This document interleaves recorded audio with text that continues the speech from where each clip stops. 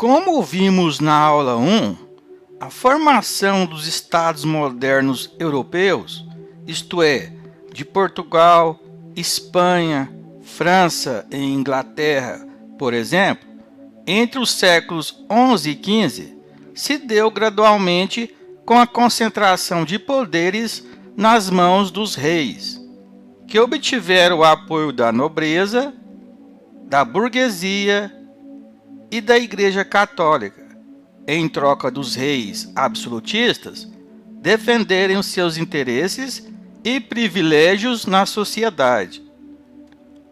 Entre os séculos XV e XVII, surgiram pensadores que justificaram e defenderam o absolutismo monárquico.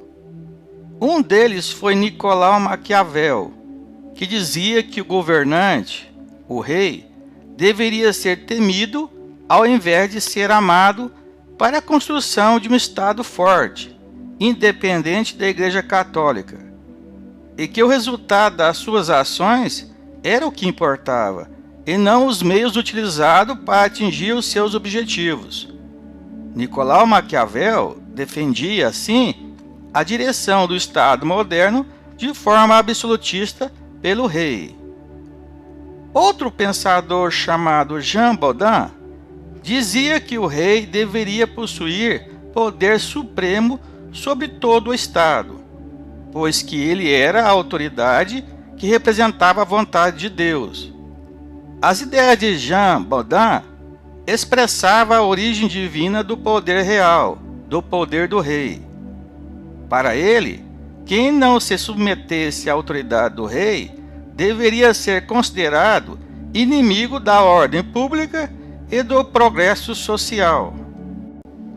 Thomas Hobbes, que escreveu o livro O Leviatã, onde mostra um monstro que governava o caos primitivo social.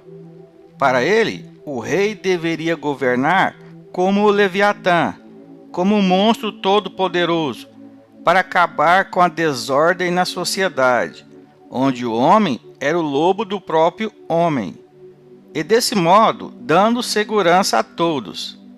Assim, segundo Thomas Hobbes, para que o rei governasse de forma absoluta, o poder deveria ser entregue a ele através de um contrato social, onde todos delegassem o poder a ele.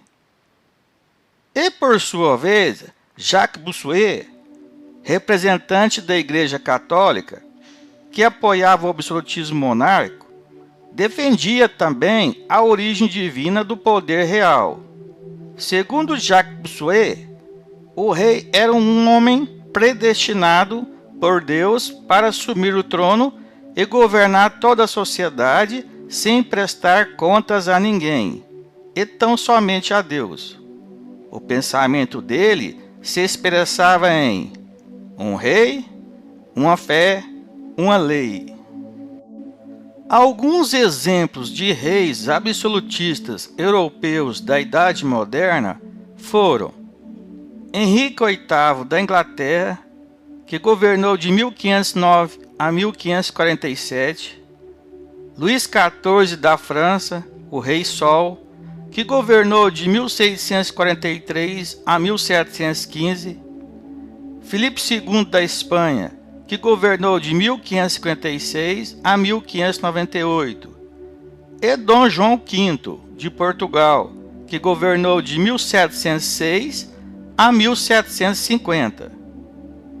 O regime monárquico absolutista europeu começou a decair, caros estudantes, na segunda metade do século XVII, em uma revolução na Inglaterra e, posteriormente, no século XVIII, também em uma revolução na França, devido ao surgimento dos pensadores iluministas que criticavam e contestavam esse regime no continente europeu. Os iluministas eram contrários ao absolutismo e propunham a limitação do poder do rei, pois desejavam estados liberais, democráticos.